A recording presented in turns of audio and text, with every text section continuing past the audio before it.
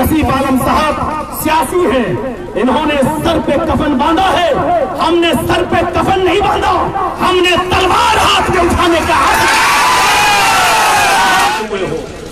जुलूस निकालना है निकालिए, सब कुछ कर रहे हैं अपने हक के लिए कीजिए, लेकिन काबे के रब की कसम खा के कहता हूँ, उस जात की कसम खा के कहता हूँ, तुम्हारे इस दिल से मौलवी चर्चीज के दिल में जर्रा बराबर भी खौफ नहीं है। ऐसे एक बिल नहीं 1,00,000 बिल लेकर आ जाओ, तुम्हारे ये सारे बिल मौलवी चर्चीज के पैरों में पहने हुए जूते के तलवे के नीचे, तुम्हारे इस दिल को कोई अहमियत नहीं देता। हम कुव्वते बर्दाश्त है हमारे अंदर, सुन लो, कुव्वते बर्दाश्त है हमारे अंदर। अभी सब ने ये बात कही, हम भी कहते हैं। सबसे पहले तुमने तलाक का मामला लाए, 3 तलाक पर बिल लाए, हमने सब्र कर लिया।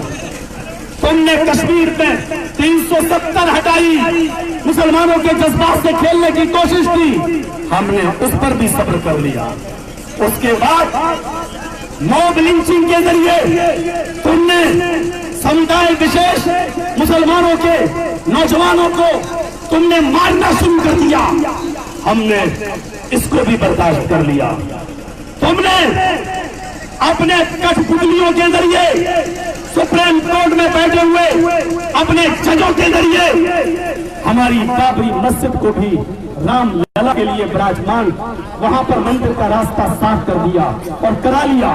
तुम्हारे सुप्रीम कोर्ट के जज ने ये माना कि मंदिर तोड़कर मस्जिद नहीं बनाई गई, इसके बावजूद तुमने मंदिर के हक में फैसला किया। सुप्रीम कोर्ट के जजों ने ये माना कि 1947 में जब मुल्क आजाद हुआ तो वहां मस्जिद थी, इसके बावजूद तुमने मंदिर का रास्ता साफ किया। तुम्हारे सुप्रीम कोर्ट के जजों ने यह भी माना कि 1949 तक वहां नमाज पढ़ी जाती थी, इसके बावजूद तुमने मंदिर का रास्ता साफ किया, हमने इसको भी बर्दाश्त किया। तुम्हारे जजों ने यह भी माना 1949 में वहां मूर्ति रखी गई गैर कानूनी था, हमने इसके बावजूद तुमने सुप्रीम कोर्ट ने फैसला किया मंदिर का रास्ता, हमने उसको भी माना। तुमने ये भी कहा 6 दिसंबर 92 को बाबरी मस्जिद शहीद की गई, वो गलत था और गैर कानूनी था, लेकिन इसके बावजूद तुमने रामलला के लिए वो जगह दी, हमने उसको भी बर्दाश्त किया। लेकिन अमित शाह और मोदी, कुव्वते बर्दाश्त की कोई हद होती है। इस्लाम ने हमें उतना ही बर्दाश्त करने की इजाजत दी जितना हम सह सके, जितना हम बर्दाश्त कर सके, हमने बर्दाश्त कर लिया। लेकिन अब तुमने हमें हमारे भारतीय होने पर भी शक कर दिया। तुम हमसे प्रमाण मांग रहे हो, तुम हमें भारत में रखने के लिए हमारा सर्टिफिकेट मांग रहे हो। अब तुम रेखा लाग चुके हो, हमारे सब्र का इम्तिहान लेकर हम अमित शाह और मोदी, तुम दोनों सुन लो और कान के पर्दे खोल के सुन लो। जब जुल्म सितम हद से बढ़ता है तो इस्लाम हमें जिहाद की इजाजत भी देता है। अभी हम मर नहीं गए। तौसीफ आलम साहब सियासी हैं, इन्होंने सर पे कफन बांधा है, हमने सर पे कफन नहीं बांधा, हमने तलवार हाथ में उठाने का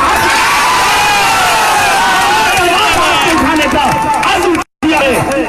गुलाम रसूल बलियादी, हम आपको आलिम मानते हैं, लेकिन आपको साबित करना होगा इस जंग में तुम मुसलमानों के साथ हो या नीतीश के साथ हो। अगर वाकई तुम मुसलमानों के साथ हो तो चर्चिल का ऐलान भी सुन लो, नीतीश कुमार की दी हुई एमएलसी की सीट पर लात मार के मुसलमानों के मंच पे आ जाओ। पक्के हमदर्द हो, हमारे पक्के हमदर्द हो मुसलमानों के। मौलवी चर्चीज को भी एमएलसी और राज्यसभा का मेंबर बनाने का ऑफर आता है, लेकिन मौलवी चर्चीज ने उन ऑफरों को अपने पैरों के जूते के नोक पर ठुकरा दिया। मुसलमानों, तुम्हें बशारत देता हूँ, तुम्हें खुशखबरी सुनाता हूँ, डरने की जरूरत नहीं, ये तुम्हारे रब का वादा है। वला तहिनू वला तहज़नू व अंतुम अलौना इन कुंतुम मुमिनीन। तुम उदास मत हो, तुम परेशान न हो, तुम गम न करो, हम तुम्हें हुकूमत देंगे, तुम्हें बुलंदी देंगे, तुम्हें सरबुलंदी देंगे। अमित शाह मोदी को हटा के तुम्हें भारत का बादशाह बनाएंगे। लेकिन शर्त यह है, मेरी ये शर्त पूरी कर दो। अल्लाह कहता है शर्त यह है कि तुम अपने अंदर ईमान पैदा कर दो, अपने अंदर ईमान। मुसलमानों, अपने आप से इख्तिलाफात को भुला दो, हनफी देवबंदी बरेलवियों के झगड़े खत्म कर दो। हमारे घर के झगड़े हैं, हम मौलवी बैठ के इसको खुद निपटा लेंगे। इस वक्त ये झगड़ा हमारा घर का नहीं, हमारा एक और एक कौम का झगड़ा है। मोदी और अमित शाह ने इस बिल को लाकर ये साबित कर दिया है कि हम भारत के सबसे बड़े मुसलमानों के दुश्मन हैं। ये साबित कर दिया है और आपको ये साबित करना है कि हम अल्लाह के वादे को कभी झूठा साबित नहीं होने देंगे। मेरे भाइयों, आखिरी बात बताते हुए इतना कहूंगा कि हजरत उमर फारूक ने अल्लाह के रसूल सल्लल्लाहु अलैहि वसल्लम ने फरमाया था, अमालुकुम मालुकुम, जैसे तुम अमल करोगे वैसे तुम्हारे ऊपर हुक्मरां मुसल्लत होंगे। मुल्क शाम का एक गवर्नर उमर के पास आया, उमर अपने बच्चे को चूम रहे थे। मुल्क शाम के गवर्नर ने कहा, अमीरुल मोमिनीन, आप इस बच्चे को चूम रहे हैं, अपने बच्चे को। मैं तो 5 साल से गवर्नर हूँ, आज तक मैंने अपने बच्चे को बोसा नहीं दिया, आज तक मैंने अपने बच्चे को नहीं चूमा। हजरत उमर ने उसकी गवर्नरी ले ली, ओहदा ले लिया, फरमाया जो अपने बच्चे क्या प्यार करेगा, वहां की रियायत से क्या प्यार करेगा। मेरे भाइयों, मोदी और अमित शाह, तू अपने मुल्क के मुसलमानों को गले नहीं लगा सकता तो पूरे भारत के लोगों को क्या गले लगाएगा। और एक और ऐलान, नहीं लगा पाओगे, नहीं लगाओगे, क्योंकि जो अपनी बीवी को नहीं संभाल सका तो पूरा देश तो पूरा देश क्या संभालेगा। जिसने अपनी 80 और 90 साल की बूढ़ी माँ को एटीएम पे खड़ा कर दिया हो, उसको भी लगा दिया हो, तो पूरे देश के मुसलमानों के साथ क्या सुलूक करेगा। तेरी ज़हनियत पूरे दुनिया में वाज़ेह हो चुकी है। हम मुसलमान तेरे ख्वाबों को कभी शर्मिंदा ताबीर नहीं होने देंगे, कभी पाबंदा ताबीर नहीं होने देंगे। तुम अपने ख्वाबों को लेके रह जाओगे, क्योंकि अब मुसलमान जाग चुका है। हम अल्लाह से दुआ करते हैं, ऐ अल्लाह, आओ इस भरे मजमे के अंदर हम अल्लाह से दुआ करते हैं कि बारी इलाह हमारे इस मुल्क की हिफाजत फरमा ले। ऐ अल्लाह, इन 2 घोड़ियों से हमारे मुल्क को बचा ले। ऐ अल्लाह, इस टकले को अक्ल सलीम अता फरमा दे। बारी इलाह, इस मोटे की तोंद जो हराम माल से भर रही है, अल्लाह इसको सब बुद्धि प्रदान फरमा दे। अमित शाह और मोदी को मुसलमानों का प्यार इसके दिलों में पैदा फरमा दे। इस बिल को वापस लेने की तौफीक अता फरमा दे। हमारा मुल्क टुकड़े टुकड़े होने के दहाने पर है, हमारे इस देश को बचा ले, हमारे इस मुल्क को बचा ले। ऐ अल्लाह, इन दरिंदों से हमारे मुल्क को पाक और साफ कर दे। ऐ अल्लाह, हमारे मुल्क की हिफाजत फरमा। मेरे प्यारे साथियों, बस इन्हीं चंद कलमात के बाद हम आपसे रुखसत होते हैं। इतना याद रखना, अगर आपके अंदर इत्तेफाक नहीं हुआ, आपके अंदर इत्तेहाद नहीं हुआ तो बहुत बुरा होगा।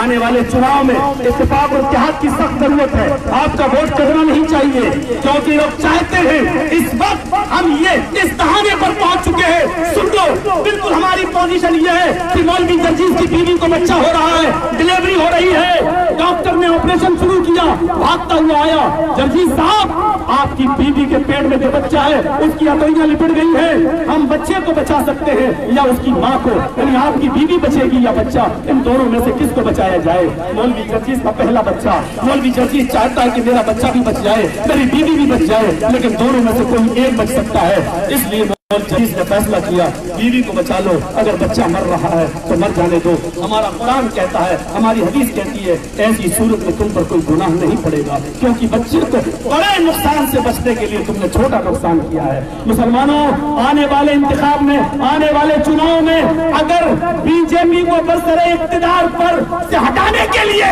अगर तुम्हें छोटे मोटे नुकसान करना पड़े तो कर देना, लेकिन बीजेपी को बरसरे इख्तियार छोटा नुकसान कर देना, लेकिन बीजेपी को बरसरे इख्तियार मत आने देना। मैं ये जानता हूं कि तुम बादशाह नहीं बन सकते, सुन लो, मैं ये भी जानता हूं कि तुम राजा नहीं बन सकते, तुम इस देश के प्रधानमंत्री नहीं बन सकते, लेकिन ये भी चैलेंज के साथ कह सकता हूं, अगर तुम एक हो गए, तुम मुत्तफिक हो गए, तो तुम्हारी मर्जी के बगैर दूसरा भी कोई प्रधानमंत्री नहीं बन सकता। इतना याद रखो, अपने वोट की ताकत को पहचानने की कोशिश करो। ये मोदी अकलू टकलू जैसे 576 आएंगे और जाएंगे, ये तो आती जाती सरकारें हैं। होता है, हवा चली है, आंधी बंद भी होगी, इंशाअल्लाह आने वाले तारीख में इतिहास अपने आप को दोहराता है। हिटलर लिखा जाएगा, मोदी को कातिल लिखा जाएगा, मोदी को जालिम लिखा जाएगा, इसी भारत के इतिहास में मोदी हिटलर लिखा जाएगा। ये मेरी पेशीन गोई है, ये मेरी भविष्यवाणी है। जिंदा रहूं तो पूछना, मर जाऊं तो दुआ के लिए हाथ उठा देना। मेरे प्यारे साथियों, ये उल्टे सीधे काम जो आज ऊपर बैठे हुए लोग कर रहे हैं ना, ये कर नहीं रहे हैं, अल्लाह ताला उनसे करवा रहा है। करो, क्योंकि मौत जब आती है तो वो शहर की तरफ भागता है। अब ये इनकी मौत शुरू हो गई है, उनकी उनकी गिनती शुरू हो गई है। हम मौलाना सत्ताम सबको स्टेज पे बुलाया, इसी तरीके से आप भी हनफी बरेलवी शिया सुन्नी का झगड़ा बुलाकर इस मुल्क के बारे में सोचिए, अपनी इज्जत और आबरू के बारे में सोचिए और अपने मिजाज के बारे में सोचिए। हम इसी पर अपनी बात